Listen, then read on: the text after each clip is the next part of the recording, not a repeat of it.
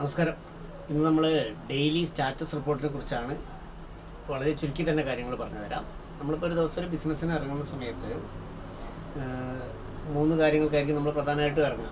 ഒന്ന് സെയിൽസിന് നമ്മൾ ഇറങ്ങാം, ഒന്ന് പുതുതായിട്ട് ജോയിനിങ് റിക്രൂട്ട്മെൻറ്റിന് നമുക്ക് ഇറങ്ങാം, അതുപോലെ തന്നെ ആക്ടിവിറ്റികൾ നടത്താൻ വേണ്ടി ഇറങ്ങാം. ഇങ്ങനെ മൂന്ന് കാര്യത്തിന് ഇറങ്ങുന്ന സമയത്ത് നമ്മളൊരു ദിവസം ചിലപ്പോൾ ഒന്നിൽ കൂടുതൽ അഡ്വൈസർമാർക്ക് വേണ്ടി സപ്പോർട്ട് ചെയ്യേണ്ട ഒരു ഘട്ടങ്ങളും കൂടി വന്നേക്കാം. അപ്പോൾ ആദ്യം നമ്മൾ റിപ്പോർട്ട് ചെയ്തുമ്പം ആദ്യം നമ്മൾ ഏത് ഒരു ദിവസത്തെ ഒരു 10 പേർക്കാണ് 10 പേരുടെ ലിസ്റ്റ് ആദ്യം പ്രിപ്പയർ ചെയ്യുക. 10 കസ്റ്റമർ അല്ലെ ഫസ്റ്റ് 10 FAയുടെ ലിസ്റ്റ് പ്രിപ്പയർ ചെയ്യുക.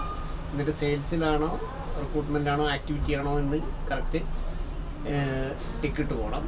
എന്നിട്ട് നമ്മൾ അടുത്ത സ്റ്റെപ്പ് എന്ന് പറയുന്നത് ആരെയാണോ കാണാൻ പോകുന്നത് ആ കാണാൻ പോകുന്ന കസ്റ്റമറുടെ പേര് നോട്ട് ചെയ്ത് വെക്കണം. അതായത് ക്ലയൻറ്റിൻ്റെ നെയിം, സെക്കൻഡ് അദ്ദേഹത്തിൻ്റെ കോണ്ടാക്റ്റ് നമ്പർ നമ്മൾ എഴുതി വെക്കണം. മൂന്നാമത്തത് സ്ഥലം എവിടെയാണ്, പേര്, കോണ്ടാക്റ്റ് നമ്പർ, സ്ഥലം. ഇത് മൂന്നും പെർഫെക്റ്റായിട്ട് എഴുതി വെക്കുക. ഒപ്പം നമ്മുടെ കൂട്ടത്തിൽ ആ ദിവസം ഈ ബിസിനസ്സിന് വേണ്ടി വന്നിരിക്കുന്ന SFA ആരാണ്, അതുപോലെ തന്നെ DM ആരാണ്, അല്ലെങ്കിൽ മേലോട്ട് ഹയർ കാറ്റഗറിയിലുള്ള ആരെങ്കിലും ഓഫീസേഴ്സാണ് നമ്മുടെ കൂടെ വരുന്നതെങ്കിൽ അവരുടെ കൂടെ പേര് നമ്മൾ നോട്ട് ചെയ്ത് വെക്കുക.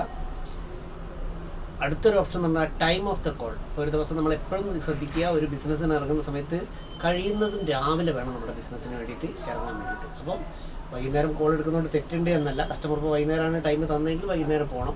കഴിയുന്നതും രാവിലെ തന്നെ അപ്പോയിൻമെൻറ്റ് ബാക്കി ഒരു ഫ്രീ മൈൻഡുള്ള സമയത്ത് വേണം നമ്മുടെ ബിസിനസ് സംസാരിക്കാൻ വേണ്ടിയിട്ട്.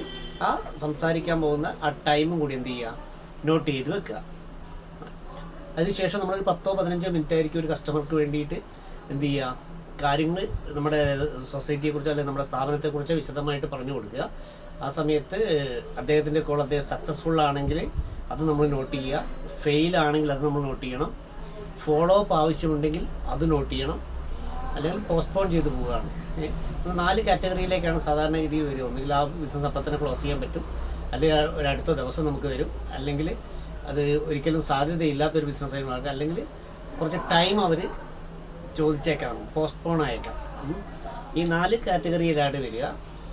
എന്നിട്ട് അവിടെ നിന്ന് നമ്മൾ അടുത്ത സ്റ്റെപ്പ് നമ്മൾ ചെയ്യുന്നത്, നമ്മൾ ഇറങ്ങിപ്പോരല്ലേ ചെയ്യുന്നത്, ആ ഒരു കോളിൽ നമുക്ക് കിട്ടുന്ന കുറച്ച് വാല്യൂസ് ഉണ്ടാകും. അതൊക്കെ നമ്മൾ നോട്ട് ചെയ്ത് വെക്കുക.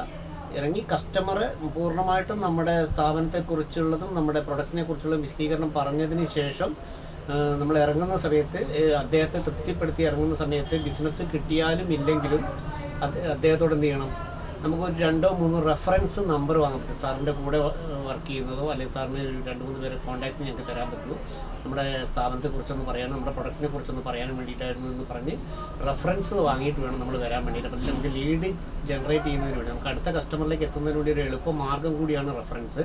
അപ്പോൾ നിങ്ങളിത് കൃത്യമായിട്ട് നോക്കുക. Client name, client phone number, location, ആരൊക്കെയാണ് നമ്മുടെ കൂട്ടത്തിൽ വരുന്നത്, പിന്നെ എത്ര ടൈമിനാണ് നമ്മൾ ചെയ്യുന്നത്, അതുപോലെ തന്നെ ആ ബിസിനസ് നമുക്ക് ക്ലോസ് ചെയ്ത് സക്സസ് ആണോ ഫെയിൽ ആണോ എന്നുള്ള കാര്യങ്ങൾ നോക്കുക. ദെൻ നമ്മൾ പോകുന്നത് ആ ഒരു ദിവസത്തെ നമ്മുടെ വർക്കിൻ്റെ അല്ലെങ്കിൽ ആ ഒരു കസ്റ്റമറുടെ വർക്കിൻ്റെ വാല്യൂ എത്രമാത്രം ഉണ്ടെന്ന് നോക്കുക. അതിനുശേഷം റെഫറൻസ് വാങ്ങിയതും കൂടിയാണ് നമ്മൾ എന്ത് ചെയ്യുന്നത്, ആ ഒരു കോൾ കഴിഞ്ഞ് നമ്മൾ പുറത്തേക്ക് ഇറങ്ങുന്നത്. ഇത്രയും കാര്യങ്ങൾ നിങ്ങൾ പെർഫെക്റ്റ് ആയിട്ടൊന്ന് മനസ്സിലാക്കി വെക്കുക. Okay, thank you.